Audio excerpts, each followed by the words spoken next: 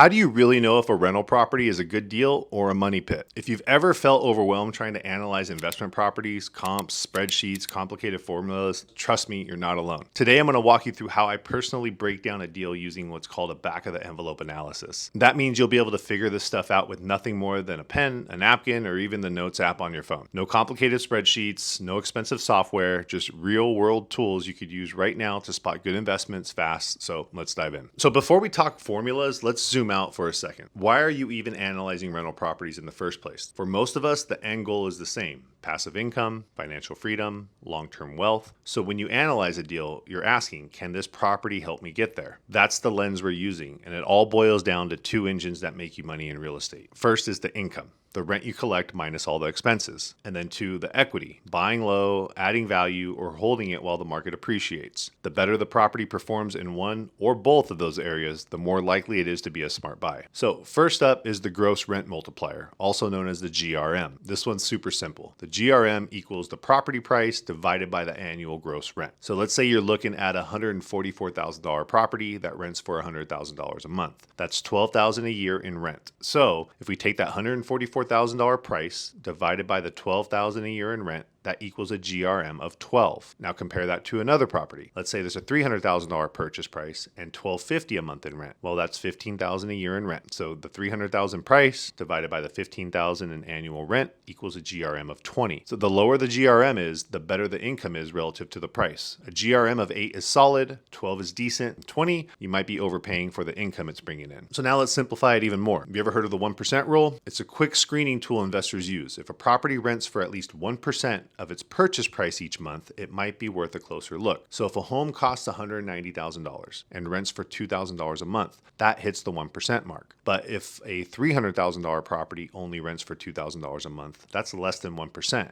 And you might want to move on. It's not always a deal breaker by itself, but it helps you screen fast. It's like Tinder for real estate deals. So with today's rates though, we've actually shifted to a 1.5% or even a 2% rule. So keep that in mind. If you start running numbers at the 1% and it's just not flying at all when you actually look at the cash flow, then you're going to want to shift that up to 1.5 to 2%, depending on where rates are when you're looking at this. And then now we get a little deeper with something called the cap rate. The cap rate equals the net operating income divided by the total purchase price. The net operating income, or the NOI, is your rent minus expenses like taxes, insurance, repairs, management. Doesn't include your mortgage yet. We'll get to that. So let's say you make $10,000 in NOI and paid $100,000 for the property. $10,000 divided by $100,000, that equals a 10% cap rate. Compare that to another deal making $5,000 in NOI on the same $100,000 investment. That's only a 5% cap rate. The cap rate helps you evaluate how well a property produces income before you bring in financing. It's like comparing the horsepower of different cars, debt or no debt. So essentially, if you were buying the home cash, what would your return on your investment be? Okay, now let's talk about the real money. What's left in your bank account after the mortgage? This is your net income after financing. So you take your NOI, your net operating income, and subtract your loan payment. If your property makes $1,200 a month in NOI and your mortgage is $800 a month, well, then that leaves you $400 a month in cash flow or actual income every month. That's $4,800 a year in your pocket. This number matters because it tells you what you're really earning after all the bills and expenses are paid. And then next up is the cash on cash return, one of my personal favorites. This tells you what kind of return you're getting on the actual cash out of pocket you invested into the deal. So you take that $4,800 a year in income, and let's say you put $50,000 down on the property. So take that $4,800 a year divided by the $50,000 you put down, that equals a 9.6% cash on cash return. That's a solid return. And now you can compare it to stocks, REITs, or other deals. You're asking, is my money working hard enough? And not only is that like a great return, 9.6%, you also have debt pay down and an equity appreciation. So you're also building equity. Now we pivot from income to equity. Equity is what you own, the value of the property minus what you owe on it. Let's say you buy a $100,000 home with $20,000 down. Now you owe $80,000, so your equity is $20,000. But equity isn't just about waiting for appreciation. You could grow it by buying below market value, adding value through repairs or upgrades,